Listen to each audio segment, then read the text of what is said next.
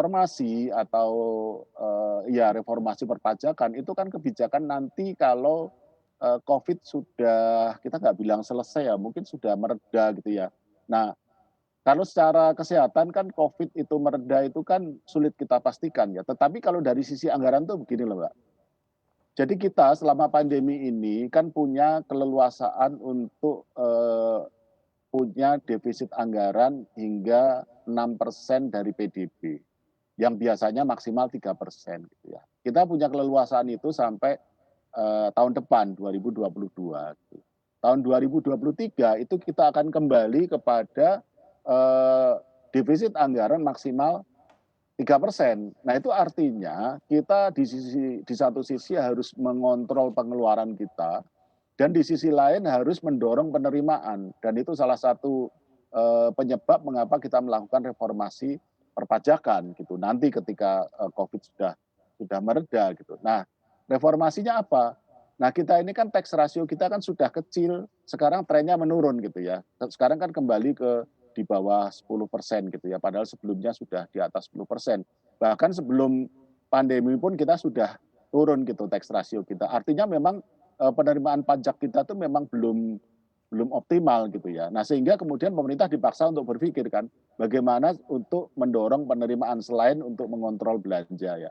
Nah, ini kan kemudian ada beberapa, skenario kan, seperti, pengungkapan aset secara sukarela, yang juga ada di dalam draft RUU ketentuan perpajakan, yang orang sebut tax amnesty sebenarnya bukan bukan tax amnesty itu, bukan tax amnesty, itu adalah pengungkapan aset sukarela yang merupakan program yang kontinu ya, bukan seperti tax amnesty yang merupakan program sesaat. Kemudian kan juga ada wacana untuk pengenaan PPh bagi perusahaan yang rugi yang kita kenal sebagai, alternatif minimum tax gitu, yang kemudian setelah berkomunikasi dengan Kementerian Keuangan, kan kami juga tanya kan, "Loh, apa nggak kasihan tuh nanti kalau perusahaan benar-benar rugi gitu kan, tapi kok kemudian, harus bayar pajak gitu, masih harus bayar pajak minimal 1% dari omset dan sebagainya gitu kan." Ternyata kami mendapatkan penjelasan bahwa yang diincar itu sebenarnya adalah perusahaan-perusahaan multinasional yang diduga itu, melakukan, pelaporan pajak secara tidak jujur. Bilangnya rugi tapi sebenarnya enggak gitu loh, atau ada dalam tanda kutip permainan di dalam laporan keuangan. Nah itu yang akan dikejar gitu ya, mengejarnya ya dengan audit atau dengan, penerapan alternatif, minimum tax yang kita kenal sebagai kemudian secara populer PPh untuk, perusahaan yang rugi gitu. Nah yang ketiga adalah PPN,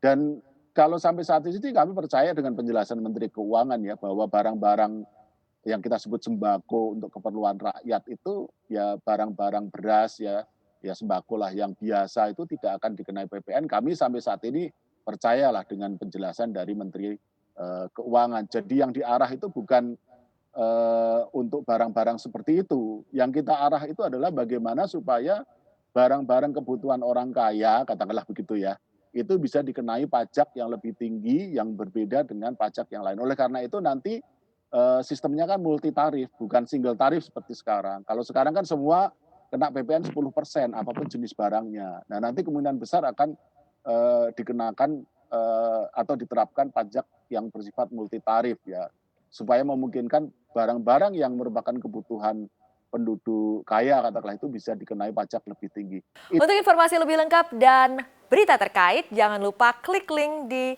deskripsi.